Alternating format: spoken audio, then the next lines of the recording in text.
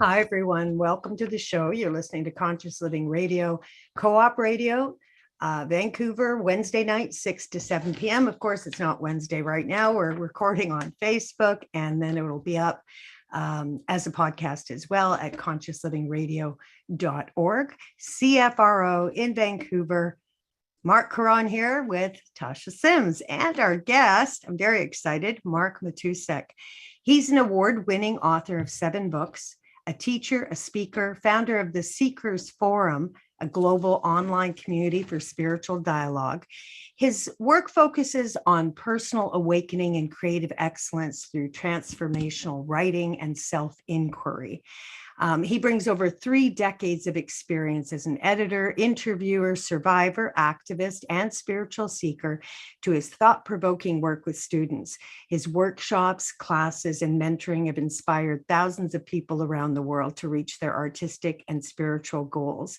He's appeared in numerous publications, including The New Yorker, the Oprah Magazine, Good Housekeeping, Harper's Bazaar. He blogs regularly for Psychology Today, and he offers courses in creativity and spiritual growth. We're going to be talking about one of those upcoming courses and more about his method, the Writing to Awaken method that he created, which brings you transformation using writing as a tool for insight, self-examination, and to clarify your life purpose. So this live video 7-week event is starting August 25th. We're going to tell you all about it. And there's also a little intro. We're going to talk about it, but for sure, there's an intro that you can check out just to see if this is a fit for you. And it's called Become the Storyteller, Not the Story. Untangle yourself from stories of the past so you can rewrite a better future. And that's located, it's free, it's an hour talk. It's on consciouslivingradio.org. So welcome to the show. Welcome, Mark. Thank you very much, Tasha. It's great to be with you. So we're going to dive right in. And I understand, or at least I read somewhere, that writing actually saved your life. That was the quote I saw. And I wonder if you can tell us more about that and what inspired you to use writing as a tool for healing and transformation. Sure. Thank you. Well, I grew up in a house where there was a lot of violence, abandonment, and trauma. And there was no one around to give me any kind of guidance. So I really turned to writing at a very young age in the 2nd grade as a place where I could just work out my thoughts and feelings and ask myself questions.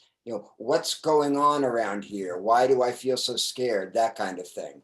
And it became a lifesaver, a lifeline for me. And what I found, Tasha, is that no matter how crazy things were in the world around me, I always felt better after I wrote. And so I kept it up. And then that turned into a career as a journalist, as an interviewer, then as a memoir writer, and now as a teacher. And, writers, anyone who writes or journals is nodding their head going, yep, sure makes me feel better. It's not even driven by anything other than the fact that you're expressing freely like a stream of consciousness. But for non-writers, it's kind of like, what are you talking about? I wonder if you can just invite people to hang in there and listen to this show and invite them into your work, specifically people who don't use writing, who aren't natural writers. This is very important because you don't have to be a writer to do this work any more than you have to be a professional speaker to do therapy. You go into a therapy office and you know how to speak. When you answer questions using Writing to Awaken, it's not about punctuation. It's not about great writing. It's about telling the truth as you know it and having the courage and the curiosity to explore yourself so that you can separate from the stories that are obsolete or harmful for you and get to the truth of who you really are. So I always say to people, if you can write an email, you can do this work. It's about asking ourselves direct questions and realizing that we know a lot more than we realize that we know. What writing does, like meditation, is it taps into that internal witness. So when you sit down to write, it's the witness who's observing your thoughts and your feelings. And it's the witness that is writing. It's not even your personality. Well, And so, yes. that piece I want to get into because you have a quote where you say, when you tell the truth, your story changes. And when your story changes, your life is transformed. But I want to dig in a little bit to the word the truth. And it alludes to what you're talking about. Is it your personality writing away there and blaming people and catharting, or is it something else? So let's just start with that word, because truth is not subjective the way most people think of it. Can you just sort of reflect on the word truth and what that means to you? Sure. And that is confusing for a lot of people. There are different levels of truth. There is absolute truth, the transcendental spiritual truth. And then there's the personal, changeable, messy, contradictory human truth. And what this writing does is taps into that. It taps into what is true for you today, which may not be true for you tomorrow. And what people realize is that they don't often tell themselves the truth. You know, we're not taught to be honest. We're taught to fit in, to socialize, to color between the lines, to do what psychologists call reputation management. You know, look around us. How am I doing? You know, and so we edit and tailor the truth. And what writing is an opportunity to be completely honest with ourselves without censorship. And so it's really that intimate truth that we're talking about. It's not the truth with a capital T. You know, I suppose I was going to ask, what is the difference between your deepest truth and your ego truth? Do you want to just touch on that? Sure. Well, the witness truth is able to look at experience and see the lessons in it, to get insight from it. The ego is so caught up in its own story and so identified with the narrative that it can't attain insight. And what writing does is it helps you get some objectivity and tap into the witness self, so that you're able to learn from your experience, to draw conclusions from your experience, to set different intentions. The ego can't do that because the ego is all about protecting itself. The ego is all based on fear. And so the ego, the last thing it wants to do is deconstruct itself or fall apart. So it will defend itself, and the ego, as you know, would much rather stay with a harmful, familiar thing than move into the unknown and take the chance of actually being happy. And here's the funny part, or at least I have experienced, the ego also gets a bad rap, because when one asks, what is the purpose of that? Like, it does fight to be right. I think because it equates being right with being safe. If I'm right, I'm okay. And so even at the root of the ego, let's say that ego does come out as you're writing, it's worth dismantling. It's on paper. You can look at it. I would think with this process, it's in the light as opposed to hidden in the dark in your unconscious. That's exactly right. And the ego, we need the ego. We need the ego to navigate through the world. We need the ego to fill out our tax forms. You know, we need the ego for material life. But what the ego doesn't do is transcend itself, and it can't see what's beyond itself. And so if we don't understand that there's something larger in us than that ego, then we don't have access to spiritual awakening. And that's what my work is all about. Right. Okay. How does one, I mean, to me, facts are facts. And that means that everyone would agree that this just happened. They're neutral. The door just closed. Everyone standing in that room would say the door closed. But you might say, if you were interpreting it, you'd say they were angry and they slammed it. And I might go, oh, I saw their hand drop and it just slipped out and banged. So it's the meaning that actually needs correction. Do you see it that way too? Because I think people get confused going, but these are the facts. This is what happened. This person did that to me. Well, they did something, but you always have that opportunity to go, what am I making it mean? And is that what you refer to when you say the story? That's exactly it. That's exactly right. We're having an experience, but we're constantly reinterpreting, reframing our experience, straining it through our own prejudices, biases, and feelings. So we turn from the situation, which you're calling the facts, we make a story. Right. And what this work does is it makes you aware of how that story making process works, so that you can step outside it and realize that you're the storyteller, not the story. You know, you're not trapped inside that narrative. And also to recognize that your feelings aren't facts, as the cliche goes. and that the narrative you're telling yourself is not the objective truth. Right now, you and I are talking, we're in two different movies, depending on how our day went, what we think of each other, are we enjoying the conversation? We would describe this moment very differently, although we are objectively, empirically having the same experience. And you know what's interesting to me is for some reason, we're wired to think that sameness creates closeness.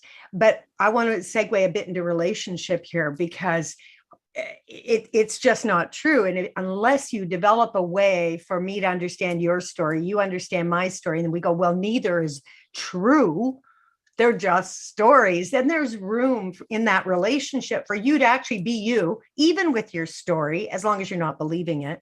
And the same for me. And I find with couples, because I do couples counseling, this is the key thing. Everyone's going, no, my stamp of reality, my perception is the one that's correct. Do you see it that way as being one of the struggles for people? Oh, absolutely. If we can't have empathy, if we can't put ourselves in the other person's shoes, then relationship is impossible. Love is impossible. So if you're a person who believes that your interpretation is the be all and end all, it's going to be very hard for you to have intimacy in your life, because there's this certainty. The ego's certainty and its fear of losing control is going to interfere with being able to open your heart and be able to see things from different perspectives, which is what being a grown-up is all about. Mm-hmm. And yet so many people settle. So many people don't do what we've just talked about. They actually don't. They're trying to find, and they call it compromise. And to me, it feels like sacrifice, which I'm not interested in, to give up. I don't want to believe any story, but I think there must be room in terms of autonomy to look at your past and understand why you are the way you are on a human level. Calls for that, the very thing you just described. It calls for room for both people to be there in that relationship as they are, right? Absolutely. And this for me has been one of the major life lessons in growing up, is realizing that I don't want from my partner for him or her to be like me. Right. The whole point is that we are different, and it's that tension of difference that makes it interesting. And it's also what makes it possible to grow. So if you're looking for a carbon copy of yourself, if you want to clone yourself, you are not going to go very deep in relationship. And what you're really looking for is a mirror image, somebody to make you feel better about yourself, or give you assurance that you're okay. Well, that's not really what relationship is about. Relationship is about two souls meeting. Two souls between whom there will always be a distance. Right. And then learning to accept that distance and realizing that that gap is actually the key to intimacy. It's the key to erotic attraction. It's the key to intellectual attraction. When people merge, that's not a recipe for closeness. Esther Perel, who's a wonderful psychologist, makes this point that what makes good friends does not necessarily make good lovers. The closeness, the kind of merging you can have with a friend is not what you want with a lover. With a lover, you want more tension. And I would argue the same thing is true with friends. We don't want carbon copies of ourselves. We want people who bring their own perspective, and ourselves to have the ability to get outside of ourselves enough to appreciate what they have to say. Yeah.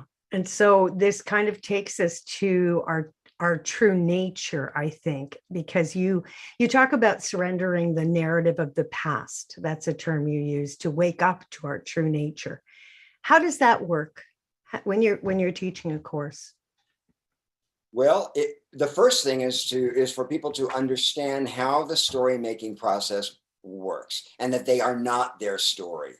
When I say that, some people, I get pushback sometimes for the very reason you were mentioning earlier. People think, well, that happened to me. What do you mean that I'm not my story? So just getting the difference between the story, the narrative, and who we are, our identity, realizing there's a gap there, is a quantum leap in self-realization. That's the first thing. And once you get that, you start to look at how you have biased your experiences, how you remember your experience through a different lens, whether it's the victim lens, whether it's the achiever lens, whether it's the whatever it is, the angry lens. And once you see what your lenses are, it shows you the quality of the stories that you're telling yourself. And that enables you to step back and say, well, that's not actually true. That was a reaction, that was an adaptation, or that was an interpretation that doesn't hold water. And that's extremely liberating. There's nothing worse than being caught and trapped in our own certainty. That is the end of growth. It's the end of evolution, personal evolution. Do you think, though, it's possible to know it's not true, have reflected, you understand what you made up, clearly you made it up, because how could a child be bad, wrong, not good enough? How could that be possible? And we're kind of have those in common, most of us, most people. And this is an innocent child. We were all innocent children. So it's not true cognitively. That doesn't necessarily change that feeling coming up attached to that meaning. I just wonder, in the work that you offer, is there room for feelings, or how do you see change happening beyond just the cognitive realization that I'm not my story, this is not true, but I still feel not good enough, or I'm wrong or bad or whatever it is? Absolutely. We give equal weight to emotions and reason or logic. Both are necessary, but they're two different languages. So if anyone knows, you can't think yourself into falling in love. You can't think yourself into staying in love. You can't think yourself into a particular affinity, something that really attracts you. It's impossible. That's a different part of the self. So what writing does is it helps you to articulate not only the thoughts, but also the feelings. And then you start to see how they weave together. Because very often the thought precedes the feeling. Very often anxiety follows some disturbing thought or some disturbing story that we're telling ourselves. Then you start to see, oh gosh, the reason that I'm feeling so afraid or so anxious or so aggressive, whatever it happens to be, is because of these particular thoughts that I'm holding, these particular stories that I'm repeating to myself over and over again. And we're on automatic loop. And rumination is one of the primary reasons for unhappiness. And we ruminate endlessly with the same material over and over. So writing helps us to step outside of that and see how it's affecting our emotional life, and then stop trying to talk ourselves out of our feelings. It's not possible. That's really important to know. And it's important to honor our emotions, because emotions are deep information. Emotions are connected to intuition. Intuition isn't a logical process. Right. I love that. I mean, language, I think, is so important too, so that even just saying, instead of saying I feel, a part of me feels very sad because it's believing whatever it is. Already you've created a little bit of distance just in the language, and are kind of uncording from the identification. Because if you have a part that sees things that way, well, who's the you who's seeing the part? Exactly.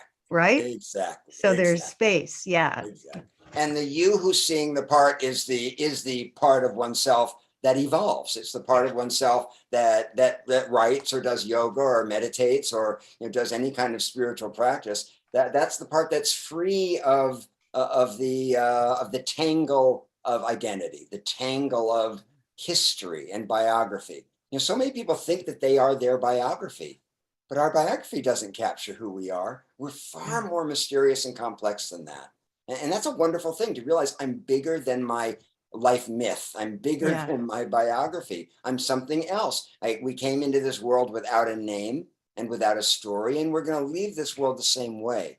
So really, this is about stepping into the mystery of who we are and not being afraid of the parts of ourselves that don't fit into the particular cookie cutter version of things that we want to believe.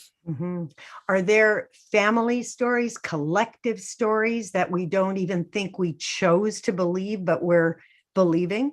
Does that play out? And particularly with what we know now about inherited trauma, we are not only we are born into a story, as well as having our own particular interpretation. You're born into a story. I know that I was raised in a family that had a very fixed narrative about God. The idea of God is ridiculous. It's a dog eat dog world. Every man for himself. This was their story. I grew up. I had to outgrow that story that was so influential, and the story goes back generations. Now we know that inherited trauma can be traced back in the mitochondria 7 generations. So can you imagine Yeah. how much interwoven story material there is in there that has affected who we end up being born as?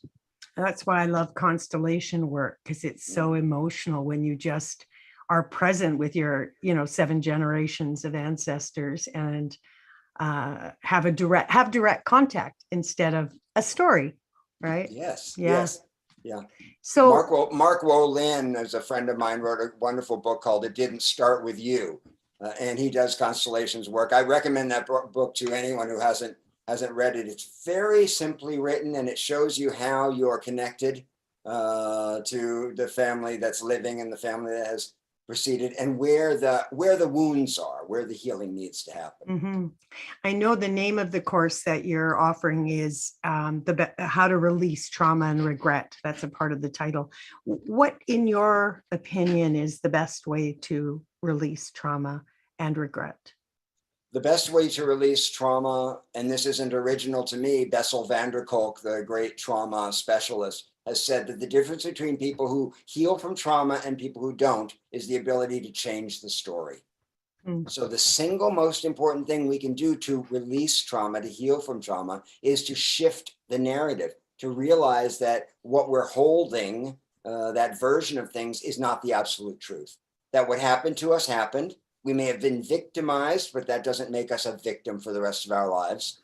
And so narrative, story, and trauma are intimately tied together. Because it's what we're telling ourselves over and over about who we are, what happened to us, why we feel the way we feel, what we can expect, what we can't expect, etc. Mhm. And I would imagine, again, with trauma, you need safety to unfold, which would mean the body's got to be on board. Like, again, this can't just happen in the mind. No. This is your container to um, feel it, experience, to make it experiential. Would you say the course is experiential for most people? Yeah, it's deeply experiential. And Tasha, I tell people who have serious trauma, who have trauma that has been really life affecting, or that they struggle with, that to take it easy with this writing, to take it at their own pace, to have support. And as you say, trauma exists in the body as well. We can't really write out the trauma that's in us, in our muscles, and the Mhm. things that we've absorbed. What we can do is create a safe, supportive space to do the work of self-liberation and self-understanding. But understanding that writing can only do so much, and that we need, if we're particularly when we're talking about re-traumatizing ourselves, it's important to have support, uh, whether it's friends, whether it's professional support, when we're going into some of those dark, scary places. The good news, though, is that the witness isn't afraid. Mhm. What writing, I think of it like a spelunker's light. You're going into the cave, and the writing is the light. You're not just diving into the cave headlong without any light. The witness lights the way for you, and it shows you that what has scared you so much and perhaps kept you so kind of stuck, um, is approachable, it's understandable, and the more you illuminate it, the less scary it's going to be, the less power it's going to have over you. Mhm. I love that metaphor. That's a nice one. I always go like I'm holding a lantern when I'm working with people. Like, I'm not here to change anything or rewrite it. You'll tell yourself what it is that needs to happen, but I'm happy to hold that light while you do. Um, Exactly. and maybe you could touch on this knowing that we all have the wisdom we need to heal inside of us right now. It's not something you're going to get from this course, but you will get in touch with, because we already have it. I know you can allude more or talk more about that, please. Sure. And that's what I was saying about when I was a kid. I would sit down and write, and what I developed, knowing nothing about Socrates, I realized I was doing Socratic dialogue with myself. I was asking myself questions. What's wrong? Who are you? How can you solve this? Can you help people? And what I recognized was that I knew a lot more, even as a child, than I knew consciously or intellectually. And so that's grown over the last half a century, and through a lot of practice. I know that my mind goes just so far, and that the mind can't know what's beyond the mind, and that we have awareness, we have a power of self consciousness that the ego doesn't control, and that our job is to get out of the way. And what I've discovered is when you ask the right questions, the doors start to open. And you say, gosh, how did I know that? Or I've always had that sense. Where did that come from? The writing helps you get in touch with your own intuitive self and the secret knowledge, the subtle awareness that you may not have put words to before, but which is already there. Mm-hmm. And how do you know when it's the right question? How can you tell the difference between a question that's going to skim the surface and the right question? Well, through experimentation, the practice will show you if you're getting to the heart of what needs to be said. What's the heart of the wound? What's the core of the issue? What I find is that there's the body knows. Speaking of the body, I know when I ask the right question, I have a resonance in me. And it's like, there truth lies. There is the door. Mm-hmm. It's a sense. Because it's a sense, I think it's a combination of surprise, maybe a little bit of fear. It's like being exposed to saying, oh, I need to look at that. Or that's the question that's been driving me that I've never really investigated before. We know it. We know so much more. And the psyche knows, the psyche wants to heal. So the psyche tells us when we're onto something, when the question when the right question comes up, there's a yes that happens in the body and the mind. Mm-hmm. I find too that there are head questions and heart questions. Like some questions, just in the way it's phrased, will keep me in the head, and some completely like pierce my heart. And the other one is why? Why is this happening to me? It leads nowhere except to victim when I experience that question. Whereas, what is this for?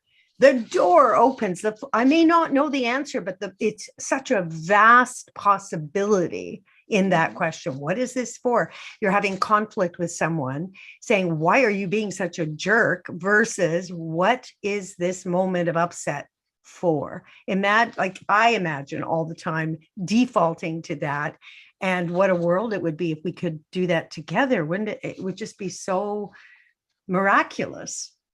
We're absolutely, we're always looking for causes, and life is so much more complex than that. The question why is endless, and very often it's just a way of staying stuck. Mm-hmm. So I'm with you. I always recommend that people look at the what. What can you learn? What is this information?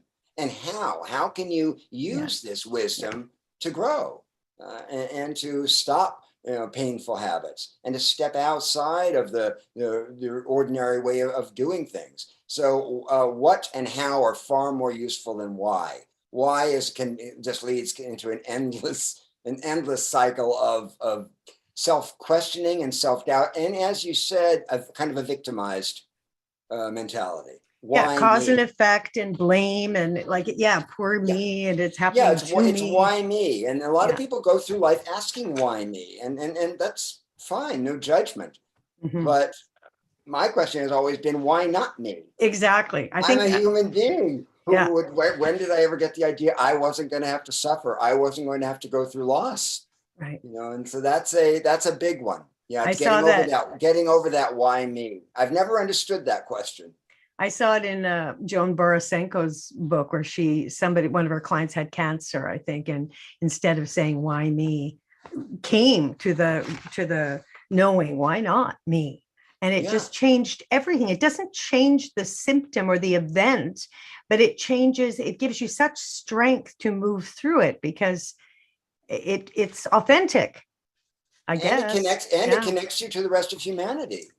Well, and that I want to talk about too. So I did your sample writing session. I thought I want to experience this before I interview you. So I went, I think it's on your website. You offer a free group kind of session, which I loved. I went to places that had almost nothing to do with some of your questions, which was also super interesting. I don't know what I'm going to do with it, but it was cool. So I had no problem enjoying the process. But when I finished, I felt like something was missing for me, a longing for sharing, right? Like there was no connection. I had done this self-inquiry. So I'm just curious what your take is on healing alone, or is this component, like our wounds happened in relationship, let's face it, as kids. So aren't they best healed in sharing and in relationship again? Do you see it that way, or? I don't think it's an either or. Uh-huh. I think that self-inquiry starts within. That it is in a certain way a solitary process, in the way that when you can be meditating in a room with 20 people, but you're meditating alone. Yeah. But the support of the other people gives you a feeling of solidarity. It gives you courage. It gives you confidence. And the same thing goes with writing. So folks will come to a workshop who have trouble writing on their own, and they're writing over a weekend or a 5-day period with other folks. And that is very strengthening in itself. And then afterward, I do encourage sharing. I do encourage people, they don't have to share the content if it's too intimate or personal. But what was the process like? So that you can learn from other people, they can learn from you, and you can have that, as I said, that awareness of your shared humanity, which uplifts you, and it gives you the strength to keep going and keep asking questions. Especially when there's commonality. I mean, we know that really generates a kind of healing feeling, like we're all in this together and we all, experience common issues, really, that or Yes. beliefs or stories, actually. Yeah. We do. We share common beliefs, stories, and issues, and our experience is unique. So both are true. My way of going through something you may have gone through something similar, but the way I went through it was absolutely unique and original to me. So it's both and. It's not either or. I encourage people to not be afraid of solitude, to not be afraid of doing inner work, and then to be interested in learning from other people and sharing what they've gone through too. It exercises different parts of the psyche, and I think together they work best in combination for healing and for insight. And will you be offering breakout rooms or ways for people to connect who are doing the 7-week training with you? Yes, absolutely. At the end of every 90-minute session, there's a half-hour breakout group session where folks will be able to get together online, talk about their experience, share as much as they want to, and as you said, acknowledge the common humanity, acknowledge the common experience, and in a safe and supportive atmosphere. It's really important for people to know that there's no judgment. You're not being criticized. It's not about your writing or the quality of your prose. This is about encouraging one another to have courage, to grow, and to become who we actually are. Beyond all of these constrictions and traumas and fears. And roles. The roles are another one. Roles. That's why I do a lot of writing with people around roles. What are the roles in your life that you have either outgrown or that you need to change, and why? This is where why is useful, because what is it about the role that doesn't feel authentic? That will give you a lot of information about how you've grown and who you are. And I think it's a developmental piece, because I know in my 20s, you're discovering your role in the world. It's like and so there is an identification that I think is healthy. But if you hang on to that because that was your heyday, and you're now in your 40s, 50s, 60s, whatever, and you're going, well, I was this and I was that. If that's your validation, it kind of stops, right? It doesn't prepare you for death. Let's put it that way, because a lot of things. Yeah. A lot of things. There's nothing wrong with roles, in the same way there's nothing wrong with stories. Right. We're storytellers. We're homo narrans. We're the storytelling ape. That's what we do. It's how we navigate through the world. That's fine. but we need to remember that we're not, that we're not the story, and the same thing goes with the other, that we have, we have the ability to do these things, but we're not limited by them. Mm-hmm. So let's talk about the course, and maybe first of all, the talk. So there's a free talk right now that people could go. I know it's on consciouslavingradio.org. It's also on your website, right? Yes. And do you want to just tell them your website? Sure. It's markmatousek.com. Yeah. And it's a 1 hour. Tell us about that talk. That's the one that's called, nice long title, called Become the Storyteller, Not the Story. Untangle yourself from stories of the past so you can rewrite a better future. Right. Yes. And that is actually, it's a conversation I had with the founder of Shift Network, Stephen Dinan, about what we're discussing, about the difference between narrative and self. And so I do an introduction to that, and Stephen asked me a few questions about the process. And then I lead people through a 10-minute writing exercise to show them how it works. Because the beauty of this practice is you get immediate results. Insight is something that happens right away. So if you can ask the right question, it's extraordinary what you can learn in the course of doing a 10 or 15-minute writing exercise. So it's a good overview of Writing to Awaken. It's an introduction to me and my past, and it's also a chance to do the practice itself, and then to talk about it afterwards and realize, this worked, this didn't work. I understand that. I don't understand that. Mm-hmm. And then your actual course starts August 25th. What's the format? It's online live? Yes, it's online live. And folks who can't join live will get a replay the next day. They get a video replay, so there's no need to be there live if you can't. So it starts with a 30-minute talk. I'll be introducing the topic of the week. And the topics in this course are all about, breaking free of our fixed sense of identity, to meet the witness and to evolve as human beings, so that we can use our roles, use our stories, but not be used by them.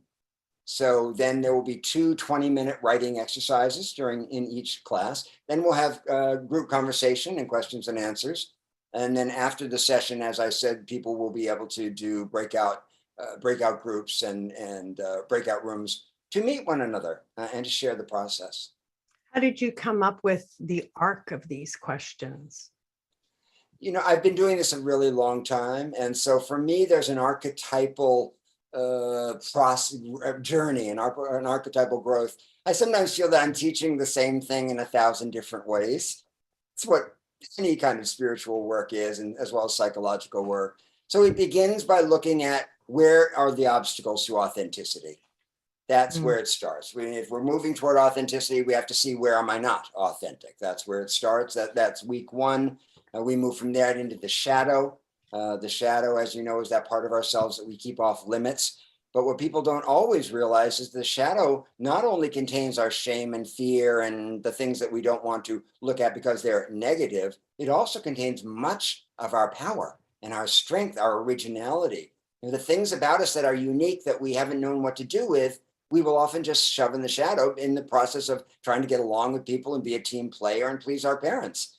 So in week 2, for example, we retrieve from what's in the shadow, and then we see, what can I learn from this? Because often, as you know, our greatest gifts are connected to our wounds. So if we don't 100%. understand our wounds, then we're not going to understand our gifts. Or our purpose, right? Because Or your our purpose is purpose. based on your gifts. So everyone's going, well, what am I meant to do? What am I meant to do? But they haven't done any shadow work. And it's like, well, take a leap in there and you'll know exactly what you're meant to do. Yeah. Very that's often cool. we're driven by the things that are trying to be healed in us. So for example, I grew up feeling very isolated as a kid, very lonely, confused. So even as a little boy, I used to ask people about their stories. I used to say, tell me about this. I used to ask really personal questions as a kid.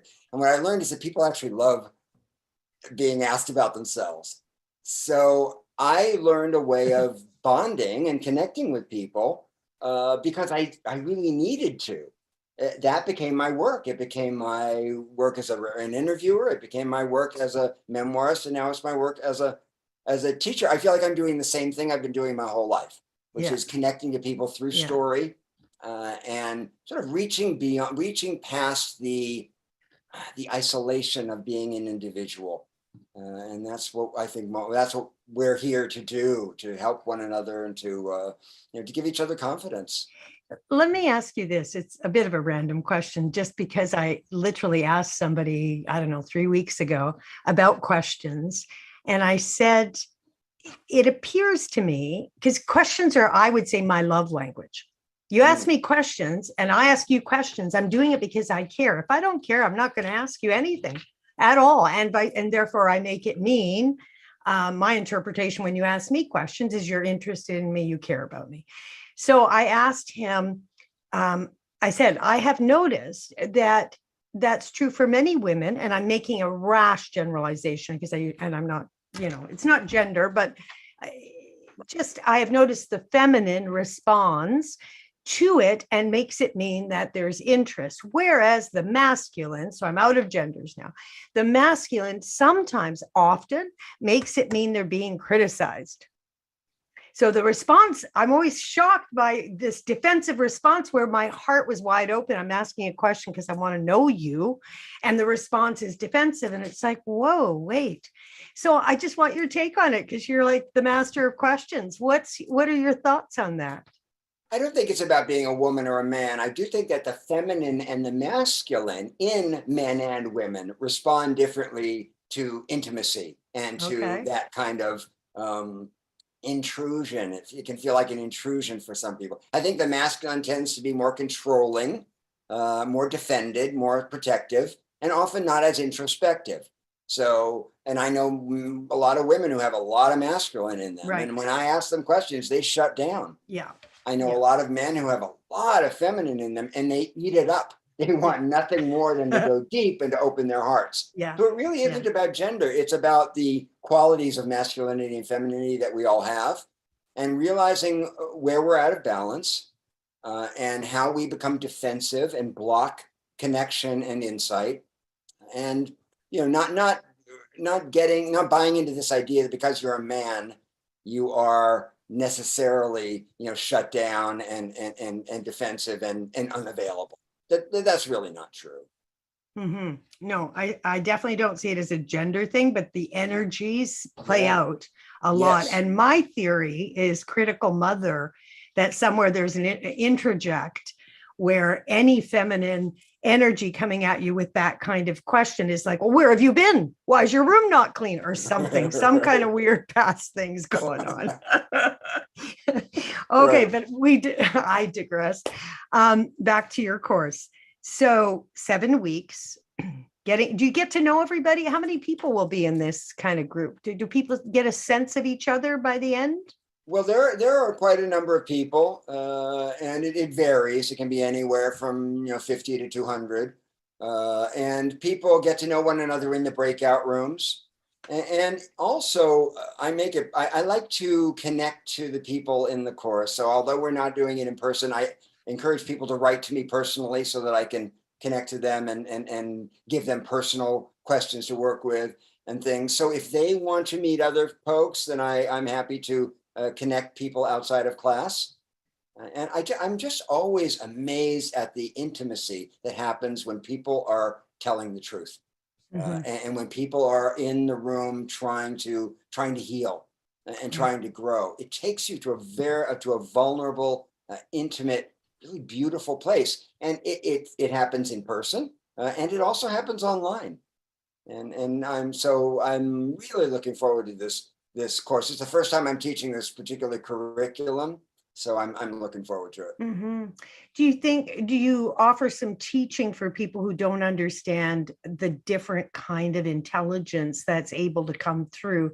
Do you lead them in a bit of meditation or ground people so they're more easily able to access that aspect, that intelligence?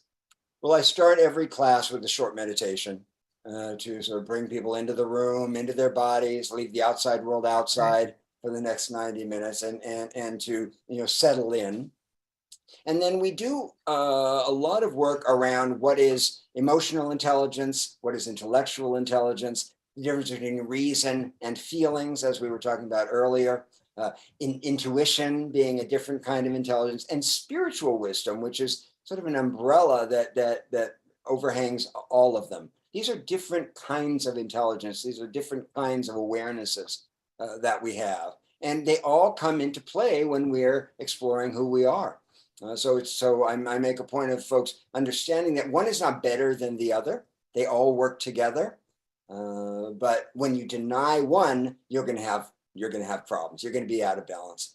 So if you're extremely emotional, but you have the inability to reason, that's a problem. And if you're all reason and all logic, and feelings make you uncomfortable, that's an equal problem. So it's about integration, wholeness, balance, and really being full as human beings. Who do you think your course is for? Describe the perfect. Course is for anyone who's interested in knowing themselves beyond the stories that they tell about who they are. People who really want to penetrate to the core of their true nature and deepen spiritually and psychologically. You don't have to be a writer to do this, as I said earlier. Although it is useful for writers because it helps you to go deeper. Self-knowledge is always good for a writer. So whether you are someone who has never written, someone who's a published writer, I have everyone on that sort of spectrum. And people take from it what they need to take. And people, of course, come for different reasons. So it's for seekers. So whether you are a writer or a non-writer, if you're someone who's interested in awakening and knowing yourself, then this work would be, very attractive for you and really helpful. What day of the week is it? It's Thursday. So it'll be every Thursday? Every Thursday for 7 weeks, starting on the 25th. It's a 90-minute class. It begins at 4 p.m. Eastern. And as I said earlier, if folks can't be there for the live session, they get a replay anyway. So that would be 1 o'clock Pacific time, which we are at the moment. So I just thought I'd throw that in as well. Anything else you want to say about it? I think it just sounds like such a blissful way to spend time. That's the beauty of it. Once you sign up, you can't just go, I don't feel like writing today. You're gonna, do it. And there's so much benefit. That really is one of the benefits. A lot of people are intimidated by the idea of writing. We have so much baggage about what it means to be a writer. Mm-hmm. So doing it in a guided way, doing it with other people is extremely beneficial and helpful also for people developing an ongoing writing practice. There's a lot of science showing that 15 minutes of writing a day has extraordinary physical and psychological benefits. Things you wouldn't believe. The work of James Pennebaker at the University of Texas. He was the big pioneer in this field. And he's shown that everything from physical healing to finding a job faster, can come from as little as 15 minutes of writing a day.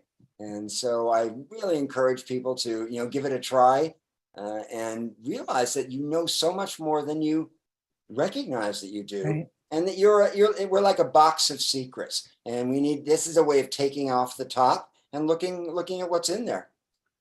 You described the perfect relationship to me, just so you know. And it's called The Sanctuary of Truth, which is also a good descriptor for the perfect relationship, I think. But this course, The Sanctuary of Truth, write it out to release trauma and regret from old stories and embrace your liberated self.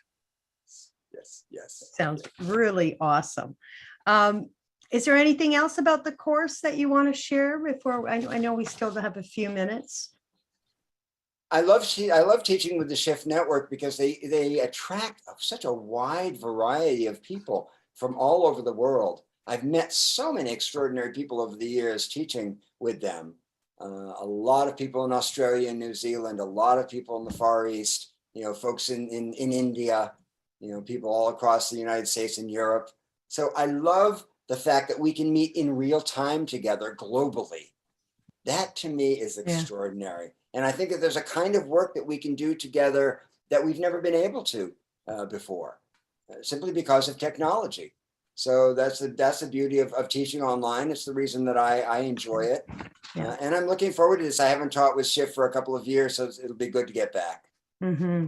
Well, I'm going to ask you a non-related question if I can, because I Sure, thought, oh, if sure, there's time at the end, I want to. sure. I know you worked for Interview magazine with Andy Warhol, interviewed hundreds and hundreds of people. Who marked you? What interview most impacted you personally? Wow, that's a good question. That's a good question. Well, I just Yeah, kept I worked at imagining all the Interview. people. I worked for Andy for 3 years in my late 20s, and I met a lot of amazing scientists, artists, people in industry.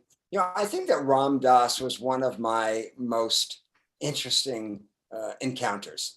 And I ended up doing a book with him after he had his stroke. I wrote a book with Ram Dass about conscious aging. That was one of the great experiences of my life. He stands out because he said something to me I've never forgotten. And as I get older, it's more and more pertinent. He said, as you get older, everything diminishes except wisdom. He said, wisdom is the only thing that grows, that gets stronger, bigger, deeper as we get older. Everything else falls away. But I love that. And it really gave me a sense of purpose and the way that we don't have to look at aging as a long sort of downhill path. Of course, the body has problems and there are penalties you pay for an old age. But as someone said, there are penalties, but I'm very happy to pay them. And realizing that wisdom is the thing that can continue to grow till the day we die. And even if it's the wisdom to know you don't know, for me, that was a big one. When I landed in that and went, wow, I don't know, and I'm okay not knowing. Because my whole life was spent seeking and searching. And if I just found the answer, and if I just knew, and all of a sudden when it dissolved, it was the most beautiful sense that I can see moving into aging, because it's no longer certain. I'm not right. I know I'm not right about anything. So why not just soften? Exactly. Right? It's the Zen Buddhists call it beginner's mind. And the older you get, the fresher that beginner's mind becomes. And the more you realize that you don't know. And of course, that spiritual wisdom in a nutshell, recognizing that this is a mystery you don't have to know. And what we're here to do is engage with it and really enjoy it as much as possible. Well, it has been such a pleasure talking to you, Mark. Thank you so much for joining us. Once again, I'm just going to go over the details. If you want to listen to the intro, Becoming the Storyteller, Not the Story, Untangle Yourself from Stories of the Past so you can rewrite a better future, that's available right now. Anytime you can go listen to it on consciouslivingradio.org. And then on the shift, we also have links there to the event, which is the training, 7 weeks, Thursdays, August 25th. It starts 1 o'clock Pacific Standard Time, 4 o'clock Eastern, 1, 2, 3, 4, 4 o'clock Eastern. I always have to do that 3-hour count. And all the information you need. I know Mark has put it up. Mark Caron has put it up there. And final wish for the world. We always love ending this way, from your heart to the world. What's your wish? We need insight so desperately nowadays. It's really the way through this time of uncertainty and difficulty in transformation. Insight's what's going to move us through it and give us the ability to not only find balance inwardly, but connect to one another and help each other. So I encourage people to move toward insight in whatever way moves you. Thank you. Thanks for joining us. Tasha. Great to see you. Yeah, you've been listening to Conscious Living Radio, Wednesday night, 6 to 7, consciouslivingradio.org, available as a podcast there after the fact. And of course, right now, we're still live on Facebook, and I don't see Mark Caron popping on, but is that Mark? Because he's on phone. He's here. I'm here. I'm hiding in the background. It's just invisible. I am.